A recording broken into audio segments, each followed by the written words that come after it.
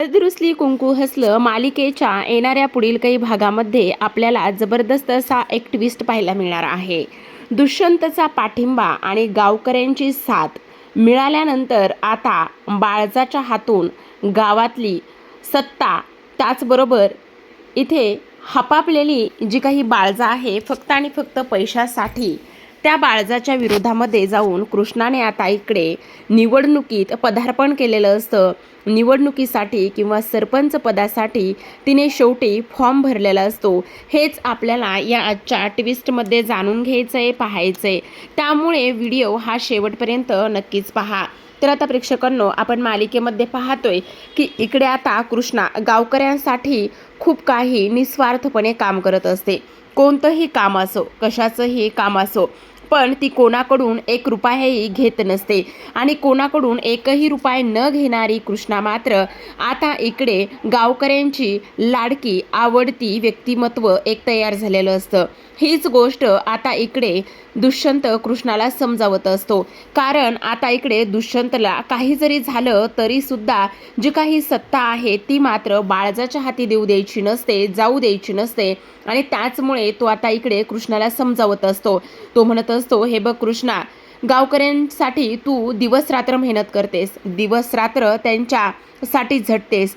हे गावकरीच आहेत जे तुझ्यावर विश्वास ठेवतेस.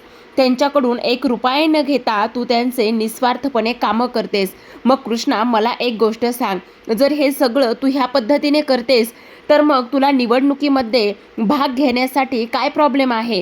हे बघ, तू निवडणुकीमध्ये उतर, सरपंच पदासाठी फॉर्म भर. अजूनही वेळ गेलेली नाही.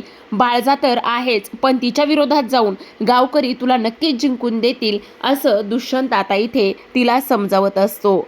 त्याच बाजूला दुसऱ्या आपण पाहतो की आता इकडे अनुसया समरला समजावते. कारण आपण पाहिलंय की कशा पद्धतीने आता इकडे आढळराव येऊन अनुसया आणि समर ह्या दोघांचीही माफी मागून गेलेली असतात.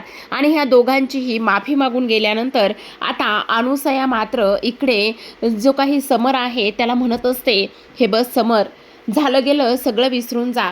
आता तुला तर बापाला शिक्षा द्यायची होती. तुला तुझ्या बापाविषयी फार राग आहे, पण तुझ्यासमोर ते कसे लोटांगण घातले, तुझ्यासमोर हात जोडून माफी मागितली. त्यांना जर हे नातं, तू, मी, ह्या सगळ्या गोष्टी हव्याच नसत्या तर मला सांग ना, ते पुन्हा आपल्याकडे धावत कशाला आले असते? आणि धावत येऊन तुझ्यासमोर हात का आणि कशामुळे जोडले असते? हे बघ समर, त्यांनी तुला वेळ दिलाय, पण माझं असं म्हणणं आहे की त्या दुखावलेल्या बापाला तू एकदा माफ करावं.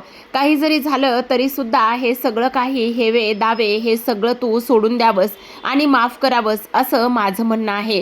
त्याच वेळेला समर आता विचार करत असतो. पण आता समरच्या मनामध्ये सुद्धा बऱ्याच काही गोष्टी इथे आता सुरू असतात. त्याला असं वाटत असतं की माफ करू की नाही, काय करू, कसं विसरून जाऊ, माझ्या आईला झालेला एवढा त्रास मी कसा विसरू, ह्या सगळ्या गोष्टींचा तो आता इथे विचार करत असतो. त्याचसोबत आपण इकडे दुसऱ्या बाजूला पाहतो, बाळजाता म्हणत असते, काही झालं ना तरी सुद्धा एक गोष्ट आपल्याला करायची आहे आणि ती म्हणजेच की आता इकडे प्रचाराला सुरुवात करायची. आता इकडे आपण जो काही सरपंच पदासाठी फॉर्म आहे तो सुद्धा भरायचा आहे आणि बिनविरोधात आपल्याला निवडून यायचं आहे, असं सुद्धा आता इकडे ते लोक बोलत असतात.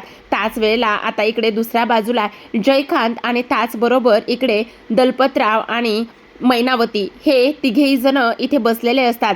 आणि हे तिघेही जण म्हणत असतात, मला तर असं वाटतंय की काही जरी झालं ना तरी सुद्धा एक गोष्ट केली पाहिजे, आणि ती म्हणजे की काही जरी झालं ना तरी सुद्धा आपण आता इकडे बाळजाच्या विरोधामध्ये कोणाला तरी उभं केलं पाहिजे.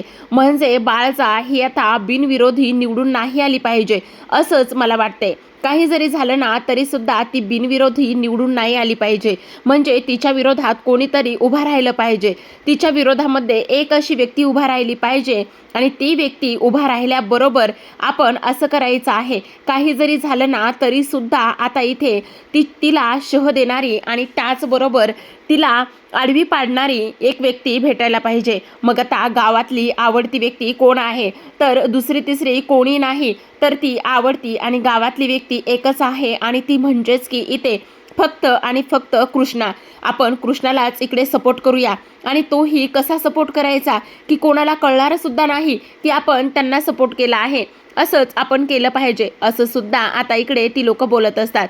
आता हे सर्व काही बोलल्यानंतर आपण पाहतो की इकडे जयकांत म्हणत असतो, मग आता तुम्ही काळजी करू नका, मी आता लागलीच इकडे दुष्यंतकडे जातो आणि दुष्यंतला ह्या सर्व गोष्टी सांगतो. तेव्हा जयकांत दुष्यंतची गुपचुपच भेट घेतो आणि त्याला म्हणत असतो, हे बघ मला असं वाटतंय तुझी बायको पण आहे, माझा काकी साहेबांना विरोध नाहीये, पण तुझी बायको किती आणि काय काय करते ह्या गावकऱ्यांसाठी. आणि इकडे तर आता दुष्यंतने कृष्णाला ह्या सर्व गोष्टी समजावून सांगितलेल्याच असतात की हे बघ गावासाठी लढ, गाव तुझ्यासाठी आहे, तुझ्या पाठीशी खंबीरपणे मी उभा आहे, त्याचबरोबर इकडे गाव सुद्धा उभा आहे. आणि त्याच वेळेला आता कृष्णाने ठाम असा मोठा निर्णय घेतलेला असतो, तो म्हणजेच की बाळजाच्या विरोधात जाण्याचा. ती आता दुष्यंतला म्हणते, ठीक आहे मी सरपंच पदासाठी उभं राहायला तयार आहे. आणि तेव्हा गावकरी म्हणत असतात, तुम्ही काळजी करू नका, आम्ही सर्वजण तुमच्या पाठीशी आहोत.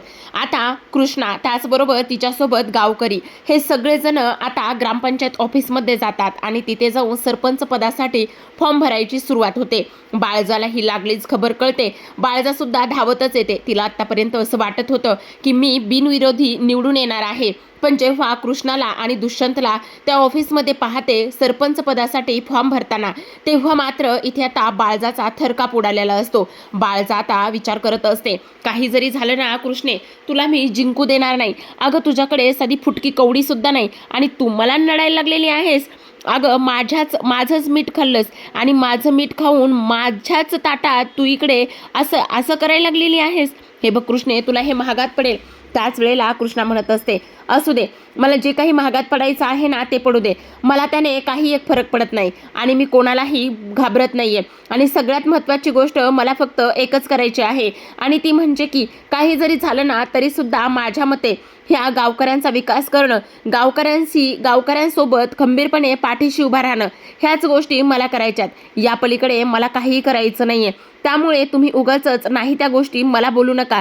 आता बाळजा म्हणत असते, ठीक आहे, तुझं असंच म्हणणं आहे ना, तर तू जिंकून दाखव, मला सुद्धा बघायचंच आहे तू कशी जिंकतेस आणि कसं काय करतेस ते, मला सुद्धा ह्या सर्व गोष्टी बघायच्याच आहेत, असं सुद्धा आता इथे ती बोलत असते. पण बाळजा जेव्हा घरी जाते तेव्हा मात्र तिला फार राग येऊ लागलेला असतो. ती विचार करते, नाही, हे सगळं मी अशा पद्धतीने होऊ देणार नाही. काही जरी झालं ना तरी सुद्धा त्या कृष्णेला जिंकू द्यायचं नाही. दलपत भाऊजी, काही करा, लागेल तेवढा पैसा होता, लागेल तेवढं काही करा, पण काही जरी झालं ना तरी सुद्धा आपणच सरपंच झालो पाहिजेत, असं आता इथे ती ठरवते. तर आता जेव्हा आढळराव घरी येतात तेव्हा इकडे आता ते म्हणत असतात, बाळजा, तुझा खेळ खल्लास व्हायची सुरुवात झाली बघ, आता तू पूर्ण तयारी कर. काही जरी झालं ना तरी सुद्धा आता इकडे तुझा हा जो काही दरारा आहे ना तो जास्त दिवस राहणार नाहीये, तू तुझा गाशा गुंडाळायला घे आता.